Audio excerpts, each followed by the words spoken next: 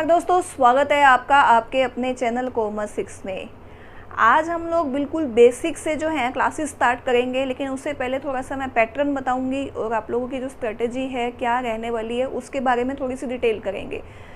ये कहा जा सकता है कि ये एक इंट्रोडक्शन क्लास है आपकी, जिसके अंदर आप जो पीजीटी स्क्रीनिंग की तैयारी कर रहे हैं, चाहे आप एस्टेट की तैयारी कर रहे हैं, चाहे आप यूपी टेट की तैयारी कर रहे हैं, केवीएस की, एनवीएस की, डीएसएसबी की, चाहे आरओई स्कूल की, लगभग जो है ट्रेंड वही रहेगा। मैंने सिलेबस जो बताया था वो सबका लास्ट वीडियो के अंदर मैंने सिलेबस के बारे में बताया था आपको कि क्या क्या सिलेबस है, कैसे कैसे क्वेश्चंस आते हैं।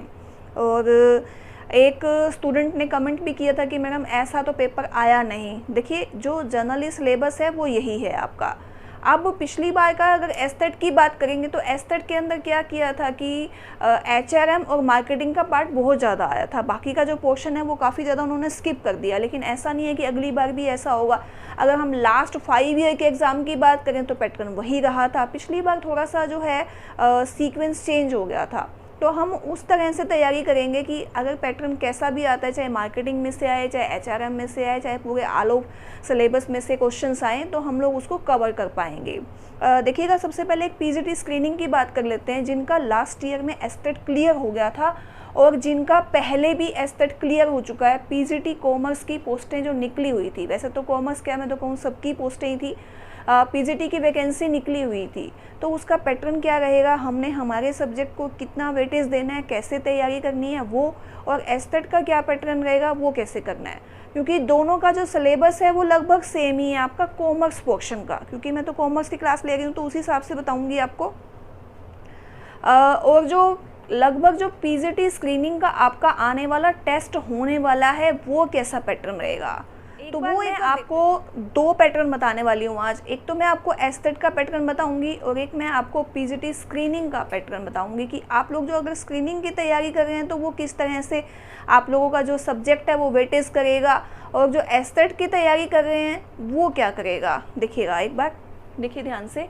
और अब मैं बताऊं कि जो फोरकास्टिंग है, देखिएगा अब जो एग्ज़ाम की डेट आई हैं, अभी कांस्टेबल की डेट आ चुकी है, आपकी एसआई की डेट आ चुकी है, वो लगभग सितंबर की है। तो हम ये मान के चलें कि हो सकता है इस बार एस्टेट पहले हो जाए, और जिनका एस्टेट क्लियर नहीं हुआ है उनको मौका मिल सकता है इस बार। एस्टेट क्लियर होते ही एक तो लाइफ टाइम वैलिडिटी हो गई, साथ में पीजीटी की जो पोस्टें हैं वो री ऐड होने के पूरे चांसेस हो गए, क्योंकि सितंबर तक एग्ज़ाम हैं कांस्टेबल के, तो उसके बाद उनका फिजिकल वगैरह होगा, उनके रिजल्ट वगैरह आएंगे, तो हो सकता है चांसेस पूरे अब बन गए हैं कि हम लोगों का जो है स्क्रीनिंग का जो टेस्ट है वो शायद इस बार एस्टेट के बाद ही होगा। तो देख लेते हैं एक बार दोनों। पीजीटी स्क्रीनिंग के अंदर आपका जो सिलेबस रहेगा, पहले का जो पैटर्न था उसके अंदर 80 मार्क्स के आपके क्वेश्चन आते थे, लेकिन आपका सब्जेक्ट नहीं आता था, नो सब्जेक्ट, सब्जेक्ट में से कोई भी क्वेश्चन नहीं आता था आपका। सिंपल आपके जो हरियाणा से रिलेटेड क्वेश्चन है, जीएस के हैं, मैथ है, रीजनिंग है, हिंदी है, इंग्लिश है, वो आती थी। और अब का जो मैं ट्रेंड आपको बता रही हूँ कि अब जो एज़ पर सिलेबस कह लें, एज़ पर जो मतलब कि साइट पे जो सिलेबस दिया हुआ है उसके अकॉर्डिंग वो क्या कहते हैं कि अब जो है 90 मार्क्स का जो है आपका जो पेपर रहेगा, और 10 मार्क्स का आपका सोशियो इकोनॉमिक का रहेगा, जिसके अंदर आपके एक्सपीरियंस के मार्क्स रहेंगे और आपके सोशियो इकोनॉमिक की, जैसे जिसके फादर और मदर हैं वो जॉब में नहीं हैं, तो उनको सरकारी जॉब में नहीं है या नहीं थे तो उनको 5 मार्क्स मिलेंगे। या फिर कोई ऐसा पर्सन है जिनके जो ऑर्फन है, मान लो कोई अनाथ है 42 ईयर में, उसके जो 42 ईयर उनके पेरेंट्स की एज से पहले वो एक्सपायर हो गए थे, तो उनमें भी बच्चों को बेनिफिट मिलेगा। और भी काफ़ी हैं इसके अंदर जिसके कारण 5 नंबर मिलेंगे, और एक्सपीरियंस के भी हैं। 5 नंबर जो रहेंगे एक्सपीरियंस के रहेंगे, और मैक्सिमम जो है मैक्सिमम वो 8 मार्क्स तक चले जाएंगे एक्सपीरियंस के। स्कूल के अंदर आपका अच्छा सा एक्सपीरियंस है पीजीटी का, किसी रेप्यूटेड स्कूल में, किसी रेप्यूटेड के साथ साथ जो रिकॉग्नाइज स्कूल होते हैं उनके अंदर का जो एक्सपीरियंस है वो काउंट होगा, चाहे आपका हरियाणा बोर्ड का है, चाहे आपका सीबीएसई बोर्ड का है। ये आपने ध्यान करना है। तो 10 मार्क्स बहुत मैटर करेंगे। ये नहीं कहूँगी कि कंपटीशन को लो करते हैं, कंपटीशन को बहुत ज़्यादा बढ़ा देते हैं, क्योंकि अगर मान लो किसी के पास ना तो एक्सपीरियंस है, ना ही वो 5 नंबर जो जॉब वाले हैं वो मिल रहे हैं, तो वो 90 मार्क्स के लिए फाइट कर रहा है, जिसमें उसके ये मार्क्स तो हैं ही नहीं और यही मैटर करेंगे। तो तैयारी कैसे करनी है उसका मैं एक बार पैटर्न बता देती हूँ आपको। हरियाणा जीके में से आपके 16 से 17 क्वेश्चन आने वाले हैं। जनरली 22-23 क्वेश्चन का जो रेशो है वो रहता है हमारा किसका, HSSC का जो पैटर्न रहता है उसका। लेकिन इसके अंदर जो है हमारा 30 मार्क्स का तो जो है सिलेबस हो जाएगा। 30 मार्क्स का जो सिलेबस है, आप जिस भी सब्जेक्ट की तैयारी कर रहे हैं उसमें से आएगा आपका 30 मार्क्स का। 30 मार्क्स का आपका क्या आएगा, सिलेबस में आएंगे 30 क्वेश्चन आएंगे, 1 नंबर का 1 क्वेश्चन होगा और कोई भी नेगेटिव मार्किंग नहीं है। फिर उसके बाद है HR हरियाणा जीके के बाद हो गया जी आपका इसके अंदर कंप्यूटर है, हिंदी है, इंग्लिश है, रीजनिंग है और मैथ्स, और साथ के साथ GS का पार्ट। GS के पार्ट के अंदर आपकी हिस्ट्री है, ज्योग्राफी है, आपकी साइंस है, करंट अफेयर का एक आधा क्वेश्चन हो गया, करंट अफेयर के चांसेस रहते हैं। तो वो सब मिला के आपके ये रहेंगे, जैसे कि अभी 16-17 नंबर का ये हो गया आपका। फिर आपके 4 से 5 क्वेश्चन हो गए वो कंप्यूटर के हो जाएंगे, 4 से 5 आपके हिंदी के हो जाएंगे, 4 से 5 आपके इंग्लिश के हो जाएंगे, फिर 4 से 5 ही आपके रीजनिंग के हो जाएंगे, मैथ के हो जाएंगे और GS का जो बाकी का जो पोर्शन बचेगा वो GS का। तो टोटल आपके ये 60 मार्क्स का जो है वो पैटर्न बनेगा। वो इसके अंदर फिक्स नहीं है कि आपके हिंदी इंग्लिश का कितना पोर्शन रहेगा। जैसे एस्टेट के अंदर तो फिक्स होता है कि 15 मार्क्स की आपकी हिंदी आनी ही आनी है, 15 मार्क्स की आपकी इंग्लिश आनी है। तो ये रोटेट किया जाएगा। आपका जो HSSC का पैटर्न है उसमें से आप अगर 30 नंबर हटा देते हैं, 90 नंबर में से क्या होता है कि भी 7 से 8 नंबर की जो है हिंदी आएगी और 8 के करीब ही आपके इंग्लिश के क्वेश्चन आते हैं। तो इसके अंदर आपके 5 से 6 भी हो सकते हैं, 4 से 5 भी हो सकते हैं, क्योंकि 30 नंबर तो आपके ये सिलेबस में से कट हो गए हैं। और कंप्यूटर है उसमें से 5 से 6 क्वेश्चन आते हैं, तो इसके अंदर 4-5 क्वेश्चन आपके आएंगे। रीजनिंग में भी यही रहेगा, 4-5 क्वेश्चन आएंगे। मैथ का थोड़ा सा पोर्शन बढ़ा लीजिए तो इसमें आपके 7 से 8 क्वेश्चन आ सकते हैं। और बाकी का जो पोर्शन है वो आपका GS का रहेगा। उसके अंदर आपकी हिस्ट्री, ज्योग्राफी, इकोनॉमिक्स का भी एक आधा क्वेश्चन आ जाता है, इकोनॉमिक्स का हो गया और करंट अफेयर का क्वेश्चन हो गया। ये सब जो है वो पोर्शन आपका रहेगा, आपका ये PGT कॉमर्स का। 30 नंबर आपके सब्जेक्ट के हैं, 30 नंबर आपके सब्जेक्ट के हैं। तो 30 नंबर में आपका जिस भी सब्जेक्ट में आपका एस्टेट क्वालिफाई हुआ है और आपने PGT का फॉर्म भरा है उसी से रिलेटेड आएगा। अब वो आएगा कैसे, पूरा का पूरा सिलेबस वही का वही जो एस्टेट वाला है ना, आप ये मान के चलिए कि एस्टेट में जो आया था आपका उसका ही वही का वही पैटर्न रहेगा, वही क्वेश्चन घूम फिर के आपके आने वाले हैं। ऐसा नहीं है अलग से क्वेश्चन है।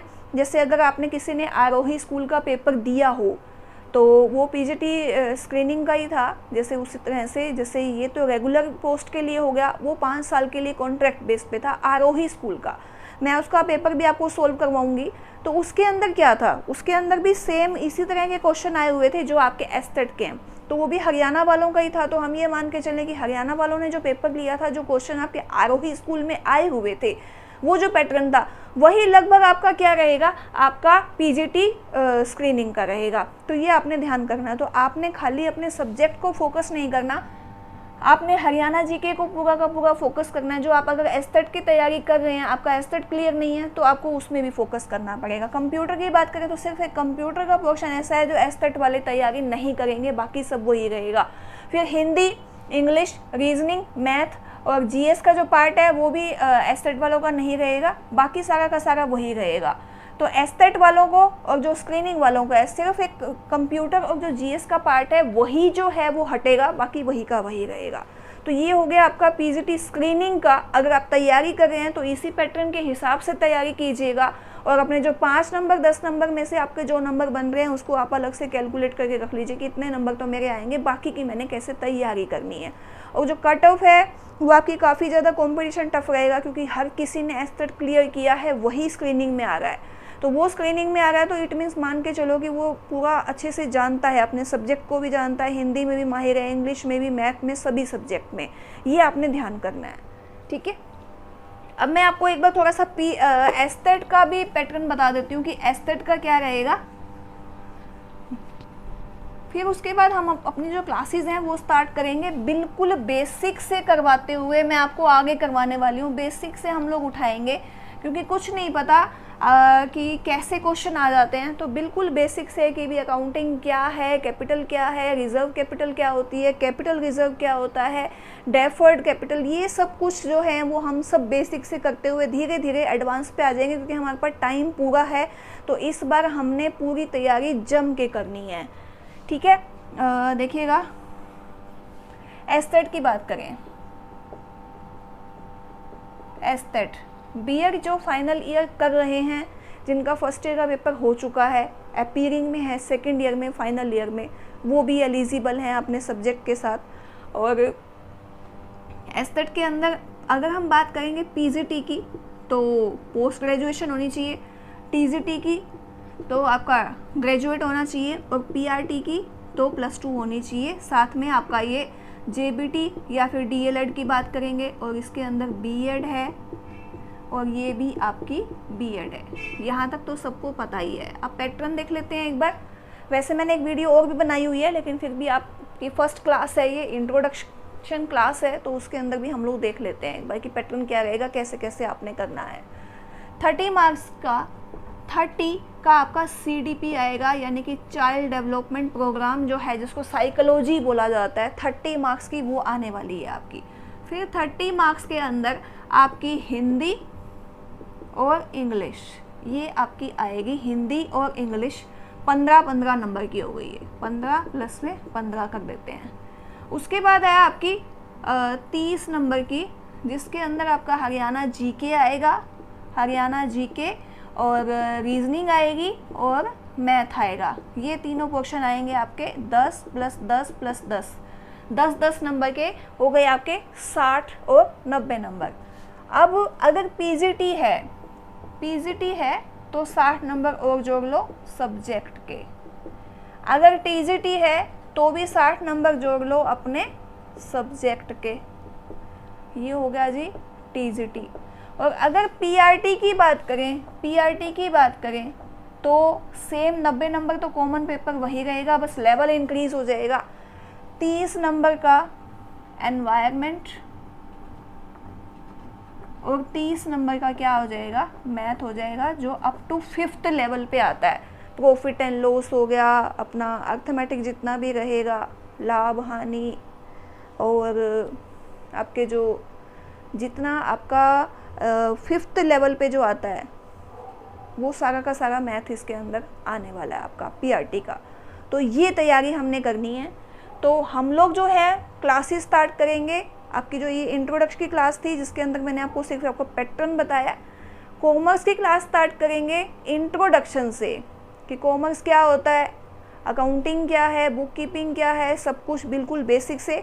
तो तैयार रहिएगा, आप सब रेडी हैं तो हम लोग क्लासेस स्टार्ट करेंगे। अपना अगर आप सब रेडी हैं तो रेडी लिख के, हाँ लिख के, यस लिख के, अपनी कंसेंट लिख के अपने कमेंट डाल दीजिएगा।